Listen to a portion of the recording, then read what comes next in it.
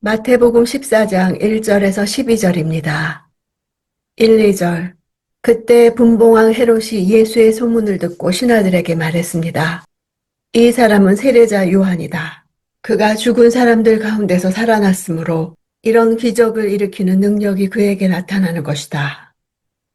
그때란 예수님의 지혜와 능력이 소문나고 모든 사람이 놀라는 가운데 고향 사람들이 예수님을 배척하던 때입니다. 그 소문이 헤롯에게도 들렸습니다. 여기에 헤롯은 헤롯 대제의 아들 중 하나인 헤롯 안티파스입니다.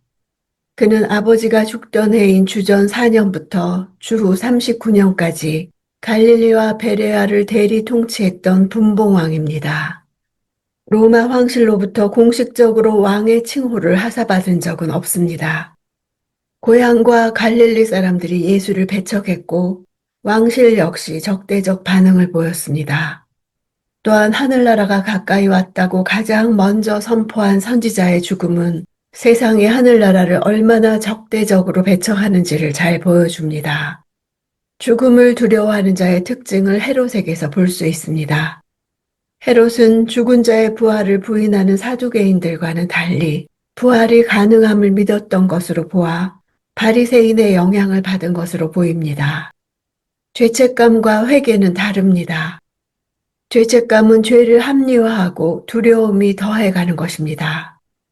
무의식적으로 두려워하면서도 궁극적으로 가치관이 바뀌지 않기 때문에 불안해합니다. 하나님 나라의 복음을 듣고도 방황하는 패역하고 음란한 2세대 사람이 바로 헤롯이었습니다. 요한의 죽음은 예수님의 죽음을 내다보게 해줍니다. 예수님도 순환으로 끝나게 될 것을 암시해 줍니다. 헤롯의 이야기는 이렇게 예수의 가르침과 사역의 놀라운 역사를 들어서 알고도 그것을 믿음으로 받지 못하는 자의 대표적인 한 예입니다. 세례 요한을 죽인 죄책감에 내뱉은 말이지만 이런 죄인의 입술을 통해서도 예수에 관한 일들이 암시됩니다. 예수의 하늘나라 비밀을 알지 못하는 자들은 믿지 못하는 데서 그치는 것이 아니라 이제 그분을 적극적으로 해하는 데까지 나아갈 것을 보여줍니다.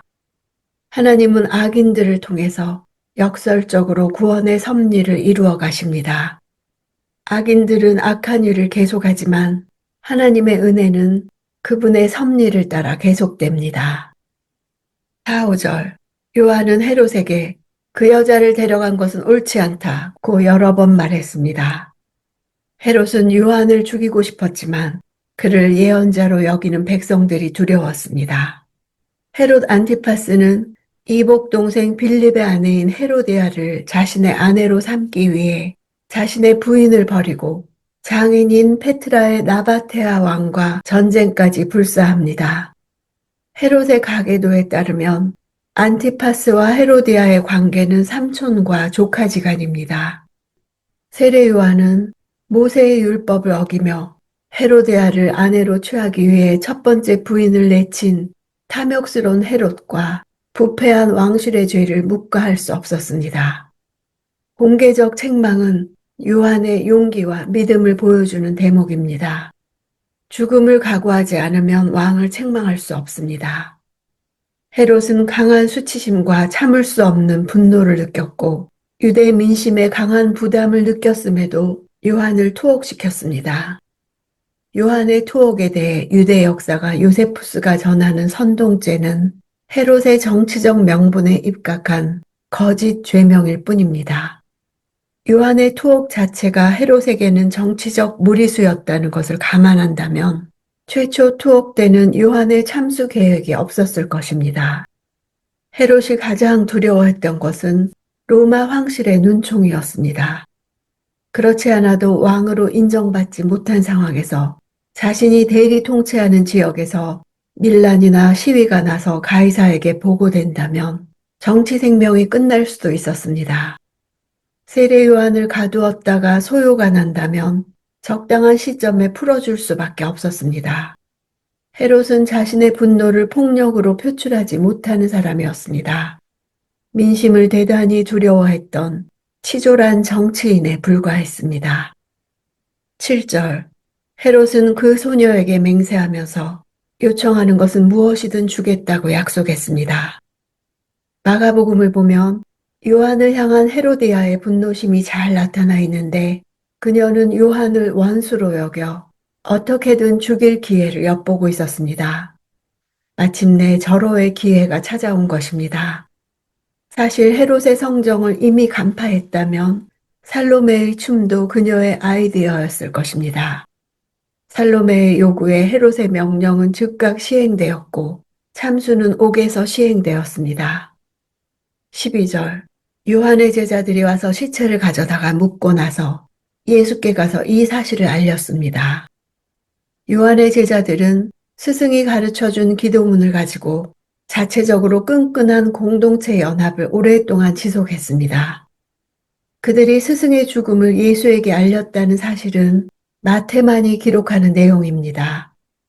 요한의 죽음에 대한 예수의 반응이 나오지 않는 이유는 요한의 죽음이 곧 예수의 죽음을 암시하기 때문입니다. 요한의 죽음은 장차 있을 예수의 죽음에 여러 가지 복선을 제공합니다. 요한과 예수의 투옥이 정치와 종교가 맞물린 세상 권세의 폭력의 결과가 될 것이며 정치인의 무책임한 명령에 잔인한 죽음을 맞게 됩니다. 요한의 제자들이 그의 시신을 장사하듯 아리마대 요셉이 예수의 시신을 장사합니다.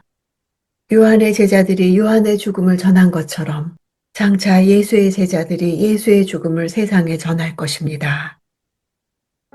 헤롯이 세례 요한을 죽인 일은 한순간의 실수가 아닙니다.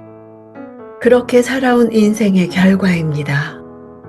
예수의 소문이 들릴 때 세례 요한을 죽인 일을 회개하고 구원받는 계기가 되었어야 했습니다. 정치가 행해지는 왕궁이 곧 의인을 무고히 죽이는 불의의 현장이 되었습니다. 진정한 왕은 어디에 있는가? 헤롯의 궁전에서는 환락의 잔치가 벌어졌습니다. 당시 자기 백성들은 먹을 것이 없어서 광야에서 주림배를 움켜쥐고 예수께서는 그들을 불쌍히 여기셨습니다. 진정한 왕이 돌아오신 것입니다.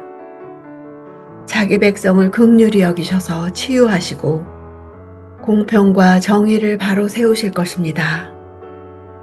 이 왕께서 내 안에 계셔서 나를 치유하시고 다스리시며 의를 세우실 것을 믿습니다.